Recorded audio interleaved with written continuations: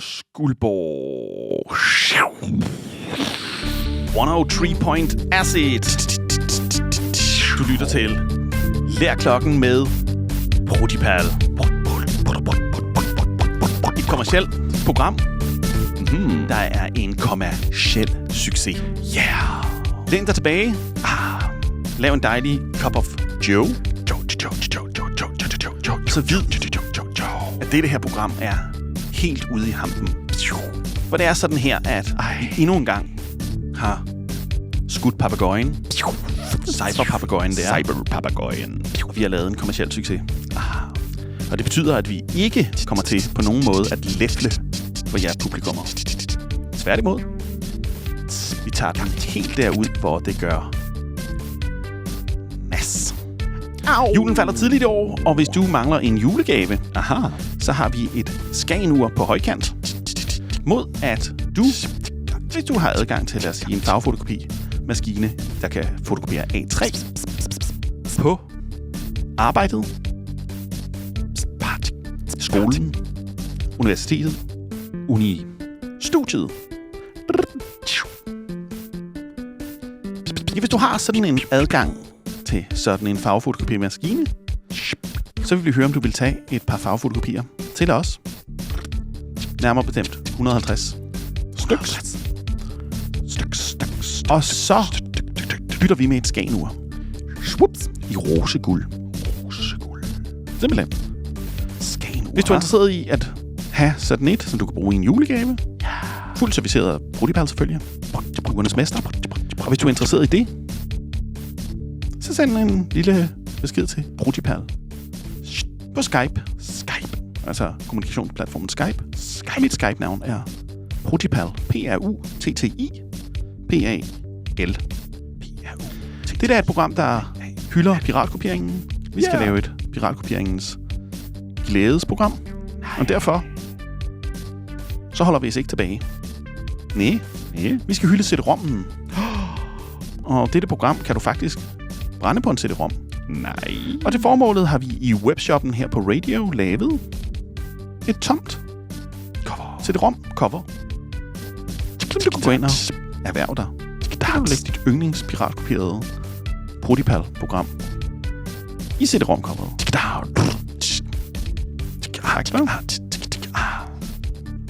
Simpelthen. Nå, men lad os komme i gang. Vi er jo en kommerciel succes. Vi fortsætter. Der var andre stopper. Og vi stopper der længe før andre fortsætter. Men andre bare fortsætter. Ja, og vi er jo startet på en helt ny og frisk omgang Lærklokken med Protipal. Ja. Og det er fordi, det har været en bravende succes. Kæmpe succes. Nej, det må vi sige. Folk er godt nok glade for det.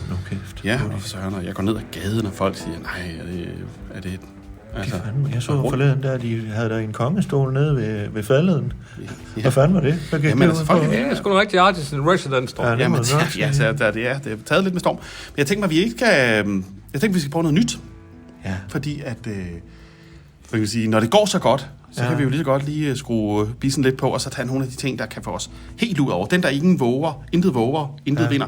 Hvis Elon Musk for eksempel var stoppet med bare med... det håber jeg fandme snart. Men han bare var stoppet med, med PayPal. Ja. Så havde der jo aldrig gået videre med Tesla. Og Er det også Elon Musk? Ja, sådan er det. Men må jeg lige supplementere? Ja, kom. Jeg er meget enig, og for mig er der kun to veje, som jeg siger. Det er fremad og opad. Skuldborg fremad. Simpelthen, ja. Og opad. Ja, okay. I hvert fald skal vi lave et lille program om CD-rommen. Ja. Altså den hjemmebrændte CD. CD-rom. En CD, for fanden. Jeg kan fandme godt huske. Jeg kan fandme også der. Og så har vi tænkt os i webshoppen til Vores webshop. simpelthen, der kommer vi til at sælge et tomt CD-cover. Hvem siger vi? Der er Allan. Har I snakket om det? Ja, jeg sidder bare... Jeg tror bare, at han siger, hvad han gerne vil, ikke også? Som radio. Ja. Så sælger vi et tomt CD-cover. Ja. God idé. Ja, og så... Ja, det er lidt godt, ikke? God idé, ikke? Og så kan folk... brænde deres egne piratkopier af programmerne. Ja, den er lidt fræk. Nå. Ja, så når de så først har hørt dem hos dig, så kan de brænde dem, og så have dem hjemme og nuller med dem, og så videre. Så der er jo flere... Vi kører med den. Der er flere, der har beskæftiget sig med sådan noget, med at brænde CD'er og sådan noget. Der er jo blandt andet et spansk forlag, der hedder Alku. Der var et dansk forlag, der hed Esho, faktisk. Det var dem der med Ice Age og sådan noget. De startede faktisk med at bare brænde CD'er. Ice Age. Og så var der, ja, og så var der et label i København, der er en mand i Rysgade, der havde et label. Han hed D. Nøjer. Han udgav noget med en mand, der hed D. Nøjer, som han begik selvmord. Så var der i Norge, der var et label, der hed... den rigtige mand? Ja, og så var der et label, der hed Metronomicon i Norge. Og så er der faktisk et nyt dansk forlag, der hedder Andres Arbejde. Og ideen er så... De brænder alle sammen set. Ja, og så var ideen, vi kunne tage penge for det? Nej, ja, vi bare lægger noget musik og noget lyd og den slags ud, og så kunne folk arbejde videre med det. Så kunne de altså hygge sig med det. Og det var det sådan set det planen, der var. Og så har vi... og så kunne vi sådan give den gas med det. Altså et program, der hylder CD-rommen. Så skal det være sådan noget først til mølle, så folk de bare vælter ind og siger, det skal fandme have. Vi vil starte med at lave et program, som vi har lavet et program, som så... Og så har vi så yderligere mere lavet et lydprogram, der klipper rundt i lyden, så alle de CD'er, folk brænder, bliver individuelle. Aha. Lad os prøve og komme i gang. Ja, det må du fandme nok. Ja, tak skæbne, det er ved at blive langhåret. Ja, det er så fedt. Ja. Jeg er jo langhåret. Ja, det er jo perfekt.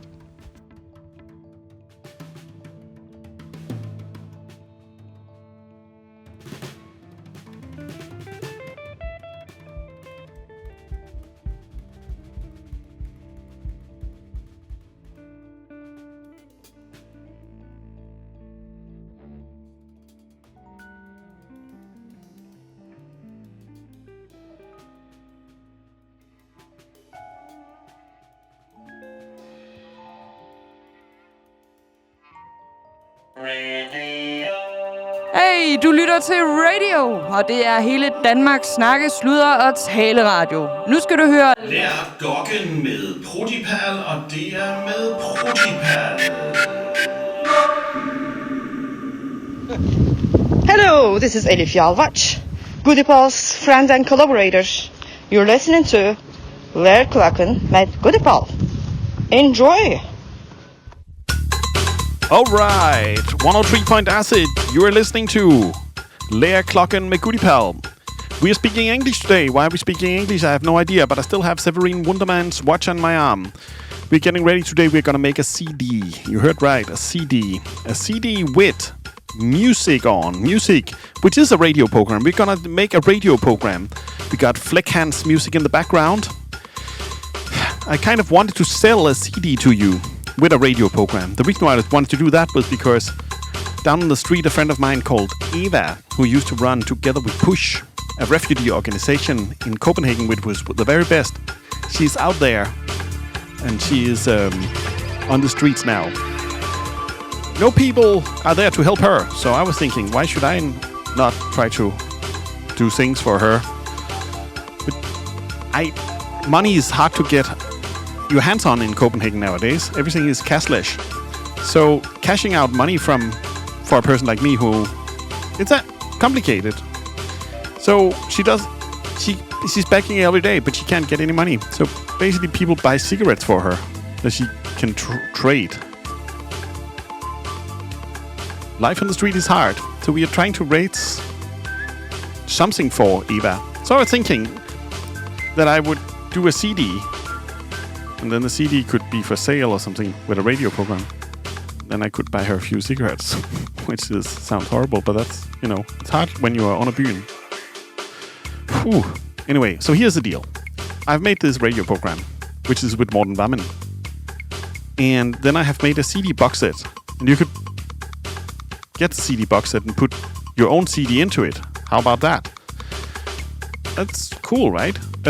So here's the deal. This radio program has Fleckhans music in the background. It deals with Morten Wammen, and it also deals with Tora Dalsing. There's even a little bit of Waiting for the Moldy Old Dough by Bananskolen in it. It is a computerized cut-up of a radio interview with the Morten Wammen and the Tora Dalsing. The Morten Wammen, the Wammen, and Tora Dalsing in the mix. And then This is exciting. Then we'll get a computer program by Florian Kramer, a very simple computer program, and that can do a cut-up. And you'll cut up this sound file. And that sound file you'll burn onto a CD, and I'll provide the layout for that CD. And then, if you want, we can trade a CD box and a CD. So it's a double CD. So we trade a CD box and and a CD. And you put your Burns copy into one of the slots in the CD, and the other slot will be with a CD already. Now, how about that? That's exciting. So we're doing a CD together tonight. This is a program, and you can cut it up with another program and burn it onto a CD. Does it make sense? I hope it does. This is Lær Klokken with Goodiepal, and it's a complicated one. I'm sorry, but that's how it goes. I like these kind of things. We are complicated. Complicated people. You're also complicated. You're a complicated listener. We get fan mail from you all the time. You send things in here, and from that I would say you're complicated. We even have gonna read aloud some fan letters today, and just put letters sent to the program. I wouldn't call it fan letters. That sounds very... But letters sent here from Gustav and Lauritz, and a music magazine called Post Music, believe it or not. So, sit back, enjoy. This is Lær Klokken with Goodiepal.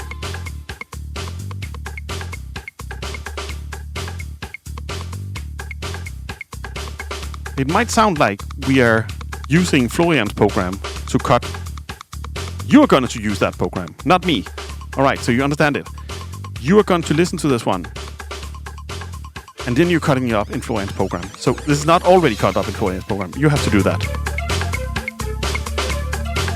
It's Goodiepal. It's complicated. You know me. It's computer music. Bang, bang.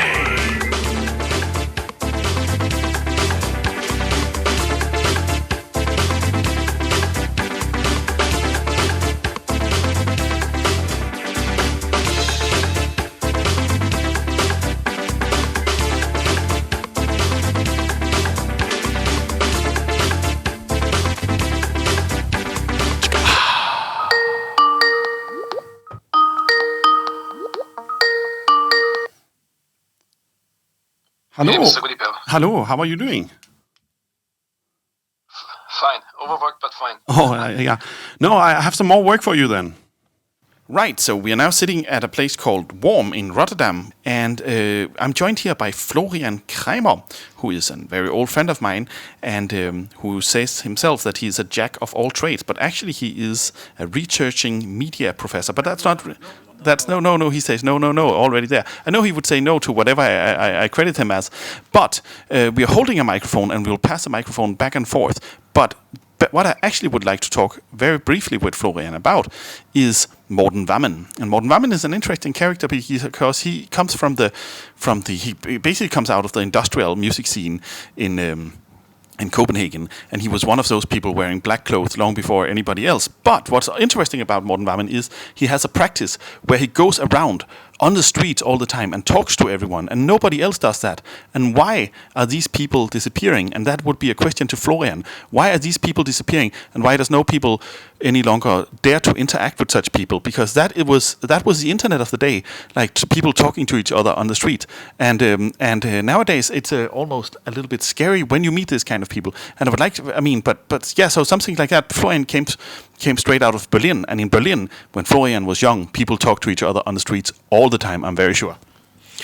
Yeah, I think the idea is that when you talk on the street, you're a weirdo, right? Yeah. And there's more and more fear for weirdos. Right.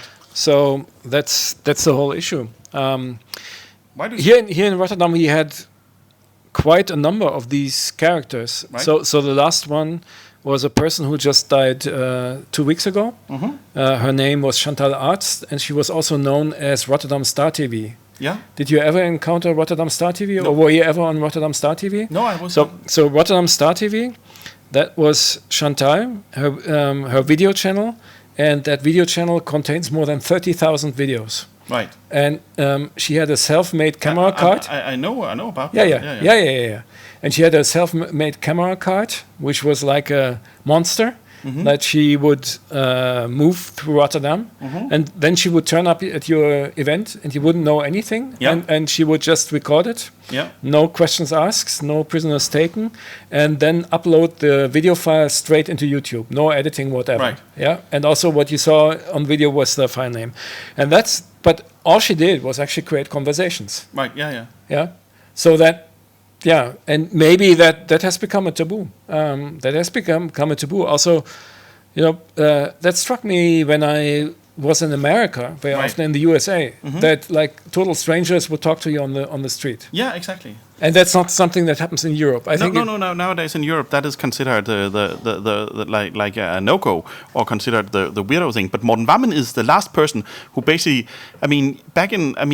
all the time I've remembered being going around in Copenhagen, he would show up, at multiple places every night, kind of checking out what was going on, having a comment on everything, having a say on everything, and you would meet him on the street, and you would talk to him maybe you would walk down the street and talk to him for a little while, then turn a corner and talk to him again, and then he would turn a corner and suddenly just walk up and continuously talking a little bit. But what happens with these kind of people, and is it good or bad that we're missing them? What do you think, Florian? Yes, I have to think a little bit of the Dutch Surinamese artist Stanley Brown. Whose main exercises, conceptual art exercises, already in the 50s were like walkings and inventing his own metering systems. And I think these practices are disappearing because the cities are no longer sites of social interaction. They're basically just sites that you cross to get from A to B. And when you're doing that, you do it on your mobile phone in order not to be distracted from the surroundings.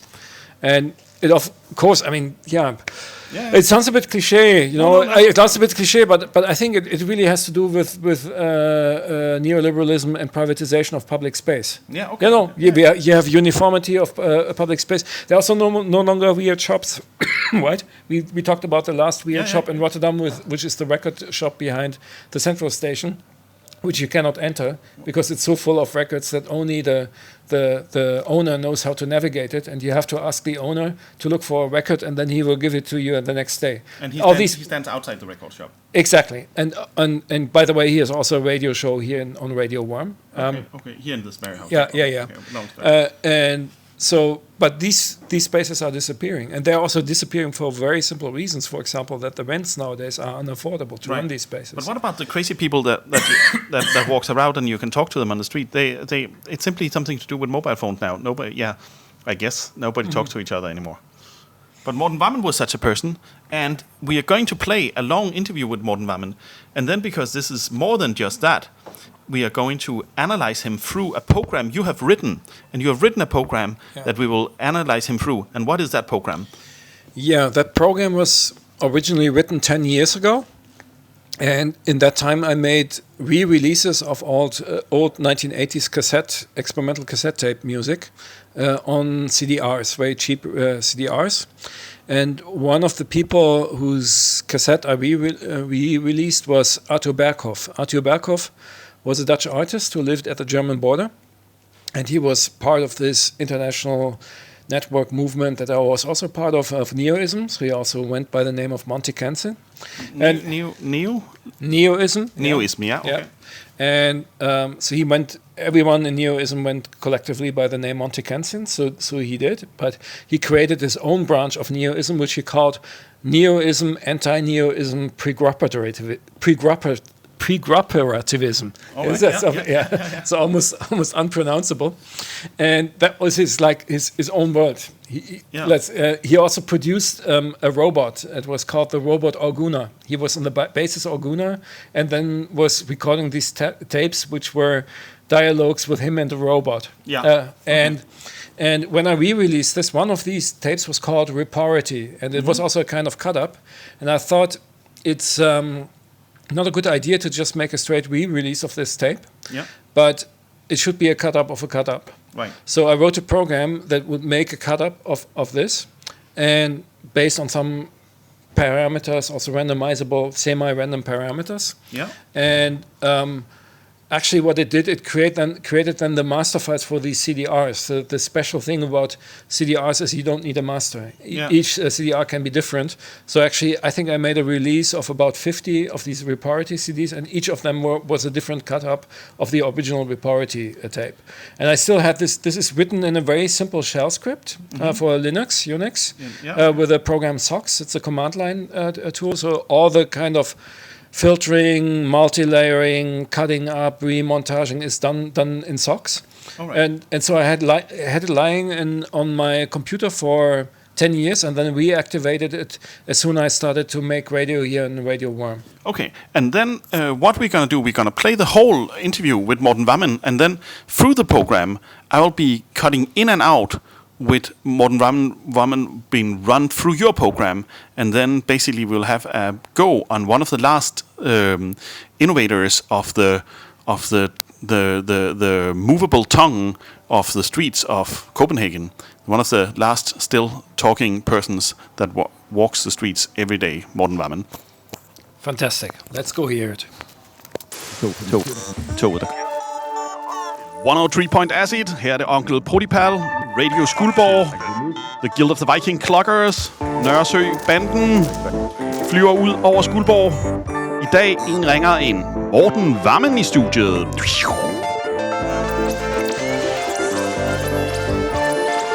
Du tænker, hvem er Morten Wammen? Hvem er jeg? Byens ånd.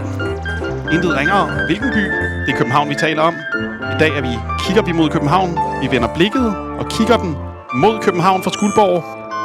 Velkommen her. Morten Wammen, du er jo intet ringere end... Orakel. Ja, det kan vi godt sige. Når du er en af de få mennesker, som husker byen. Du er byens hukommelse. Du er byens ånd. Du er byens... Sammenkobling.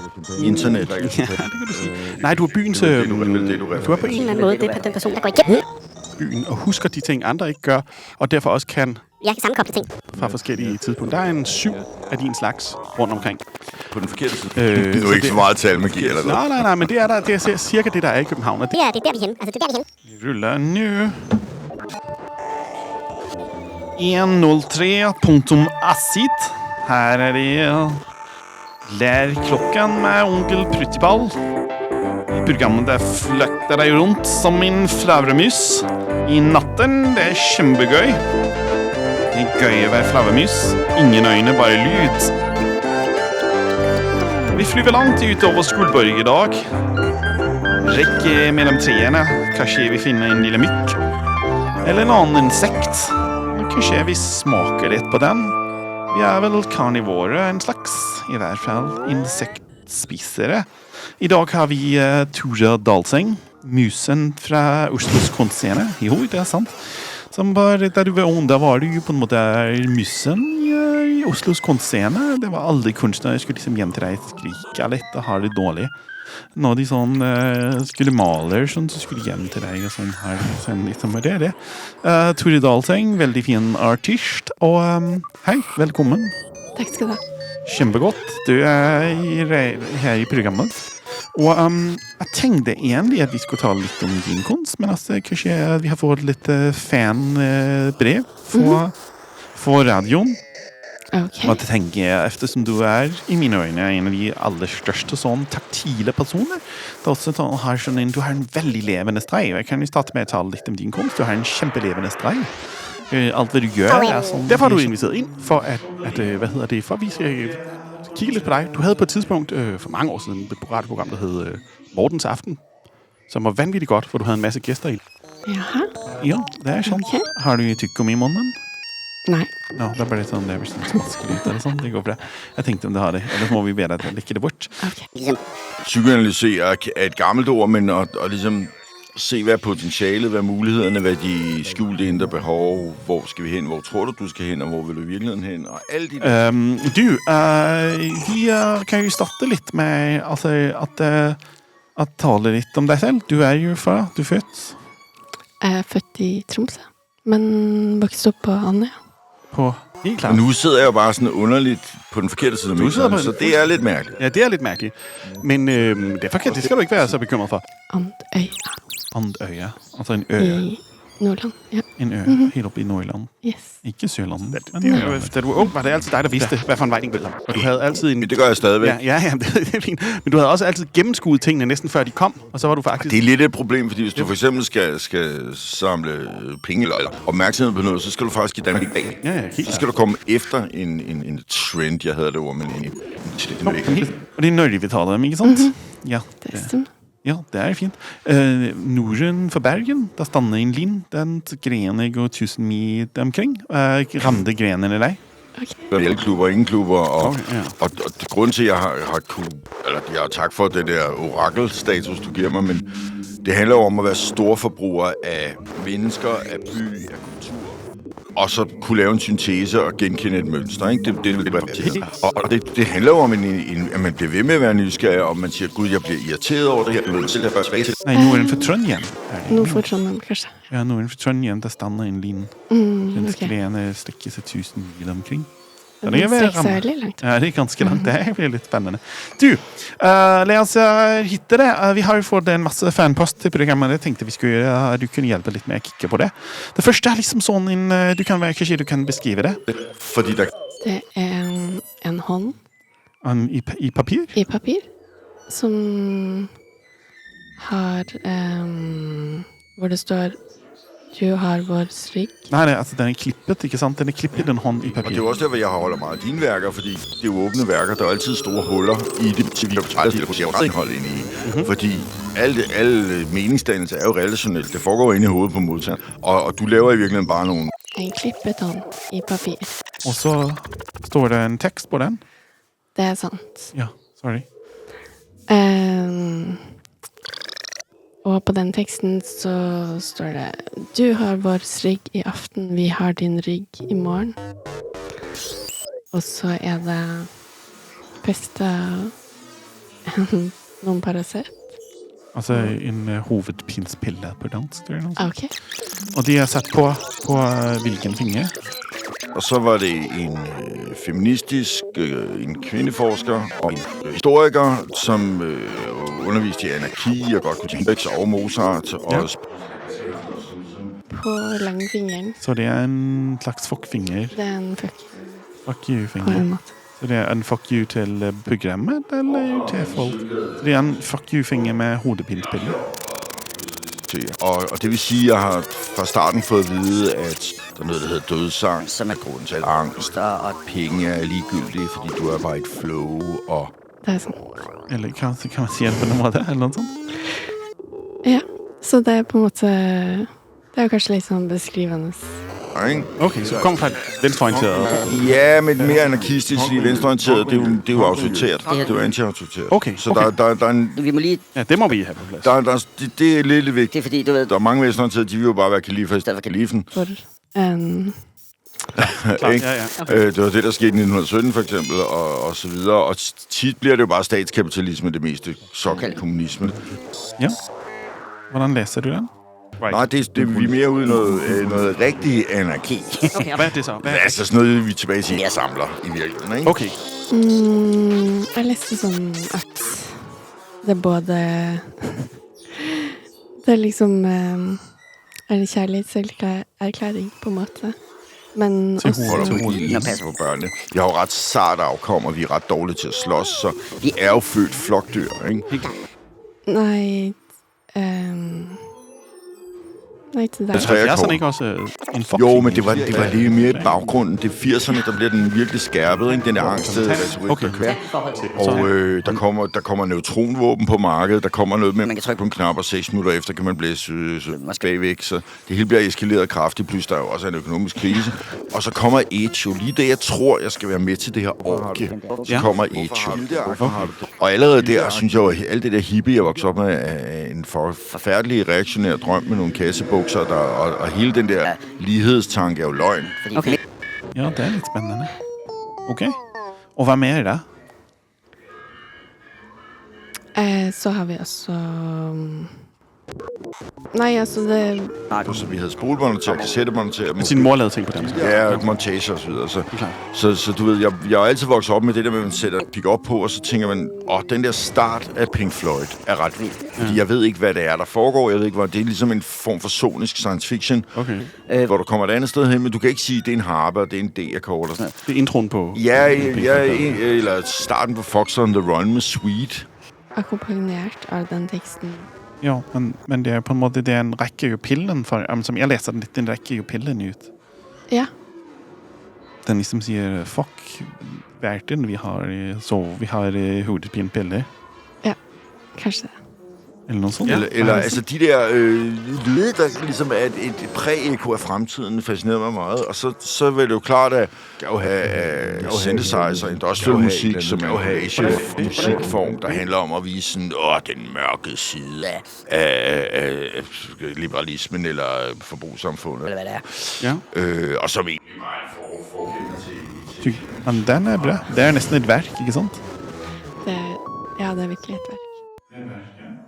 Ja, vi må vel hænge den på væg eller noget sånt. Den er veldig fin. Så har vi en anden brev, vi har fået, som er i en plastikpåse, og i den... Og jeg har jo altid været meget på natklubber, fordi det så jeg som sådan en slags frirum. Hvornår begyndte du at gå på natklubber? Ja, der var 13, ikke? Og det var også noget med at man jo ligesom... Det var et sjovt rum, fordi jeg er meget til ord, som I nok kan fornemme. Ja, klart. At jeg kunne snakke mod alt. Jeg kan vise dig. Har du liksom her, der kan vi pakke ut. Så har vi liksom i den, der har vi... Som det er i dag, det vil sige... Det var sådan det der, man kan kalde en temporær autonom zone. En hvad? En hvad for en? En temporær autonom zone, det vil sige, der er et øjeblik, hvor der er en eller anden form for autonomi eller selvstyre. Før ligesom... En lårbens fløjte, som nogen har sendt til programmet. Det er en fyr, der hedder Laurits. Akkordet bliver lagt, og så er det 2 klangsten. Men der synes jeg, og der opdager jeg ligesom et begreb, som man snakker om genier. Genius, men der er et begreb, jeg kalder genius, hvor det ligesom handler om... 2 klangsten. Det er sådan, jeg ved ikke her, det er nogle steder i Danmark, ganske få steder, findes sten, der klinger. Så det er en sten, der har den i klangen. Og der er liksom 2 af dem.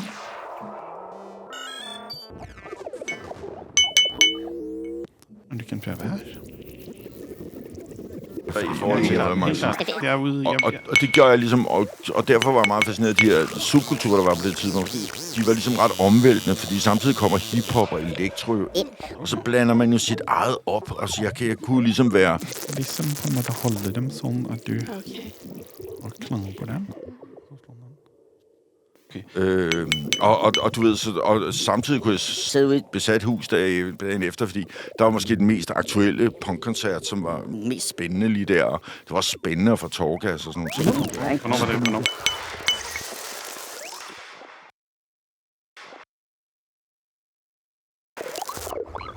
Froggen Grizzle-plade og en Joy Division-plade, så kunne man sidde og stirre på coveret. Det er engelske. Hvor mange kunne man ligesom sådan regne, hvordan det var lavet, og hvordan de mennesker så ud, og hvad det egentlig handlede om. Ikke? Og igen, det der store åbne produktionsrum. Så er det den objekt, som du kan beskrive til det. Ja, der har vi en fløjte skåret ud i et ben. Nu taler vi musik. Ja, og mode for den til skyld. Så hvad gør? Okay, det er meget spændende. Kunstmode. Kunst. Jeg skal jo lige ned. Kunst. Mode. Jeg vet ikke hva slags ben det er. Jeg tror, det er en hjort. En hjort? Ok. Ja.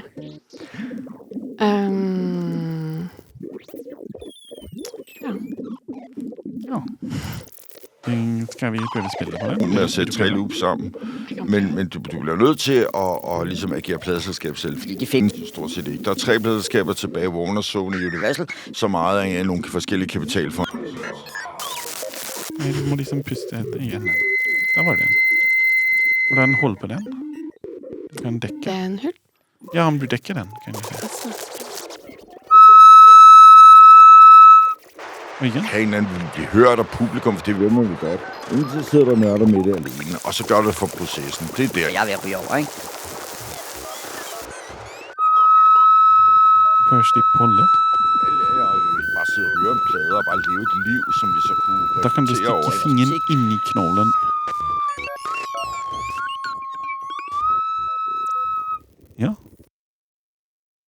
også lidt, hvordan folk bruger musik, ikke?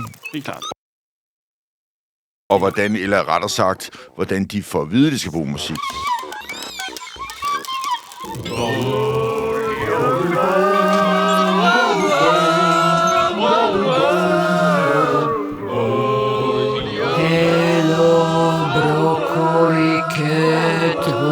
Den står i syl. Du må den susammer som du vil. Hello, broccoli, kødrå, den står i syl.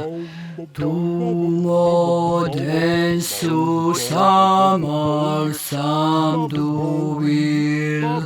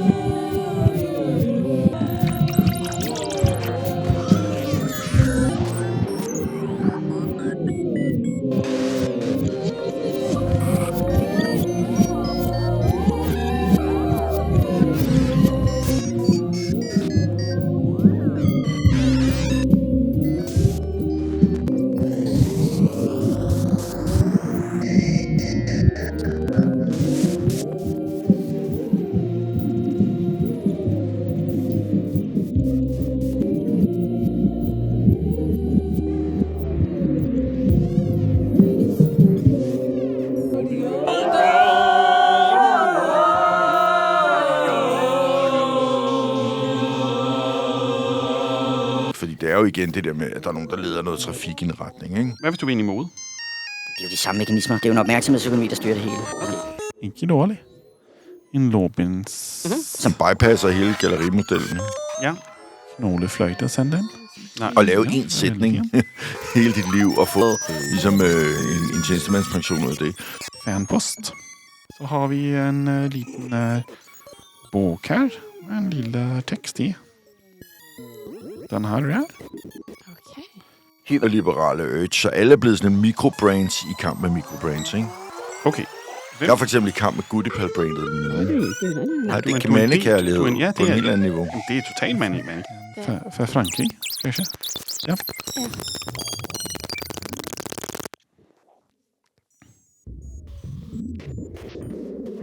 Det er en bok. Jo, det går bra. Det er en bok. Det er en bok. Det står...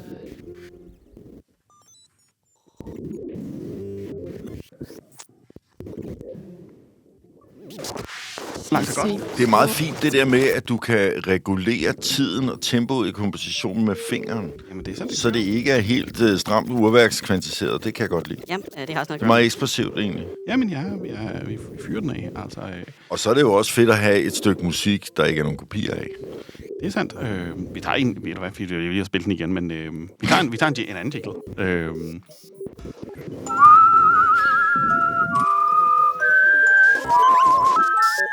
There you were. Post Music was born on a rainy London evening in 2014. Mm-hmm. I went to a concert of yours, and my perception of music changed radically. It should always be like that. This project owes you a lot. Og så er det en bok med forskellige ting. Ja. En fin lille post. Det er sådan en bok med... Du kan se om der er noget der. Det er dub-versionen.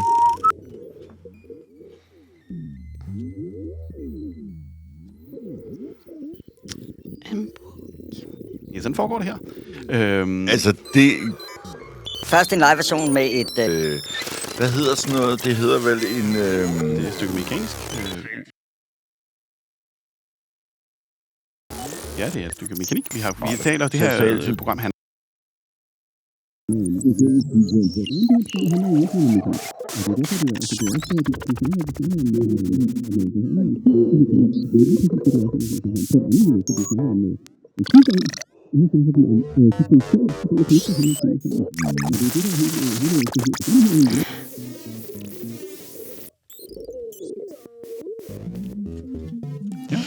Litt av hvert. Nej, altså en bog med hvad?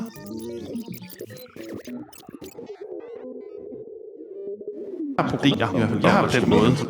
Altså, kan gennemskue mekanikken bag tro. Ja, og det er Luna fra Morgensutterne, og vi har lige hørt et program. Ja. Tusind tak for det. Det skal du da ikke. Goody. Ja, det var da så lidt. Og Goody, nu jeg sidder og tænker, hvis jeg gerne vil høre mere fra dig, ja, hvad skal jeg så gøre? Så kan du gå ind på aesthetic.computer. Ja, det gør jeg lige her. Ja. Aesthetic.computer, ja. Ja. Og så hvis du går ind på den... Og det staves AESTHETIC.computer, er det rigtigt? Simpelthen, korrekt. Okay, så har jeg skrevet det. Og så går du ind, og så behøver du ikke at logge ind. Men hvis du går op i hjørnet og skriver Proti... ja, jeg trykker her og skriver... 2 sekunder, jeg skal... Ja, prøv. Ja. Der er noget lyd på i hvert fald, ja. Nu skriver jeg... P-R-U-T-T-I. Ja. Proti. Ja. Og klik... enter, ja. Eller enter, klik. Så kommer den ind her. Så får du dagens Proti. Lesson not learned. Ja, så har man jo masser, man skal lære her. Simpelthen. Og et billede. Wow. Ja, der er nok at se til, i hvert fald. Nu ved jeg, hvad jeg skal i aften. Jamen, så vil jeg da bare ønske dig en god aften. Ja, tusind tak. Aesthetic Computer. Tak. Snakke, sludre, tale, radio. Radio i kulhøjde med dig.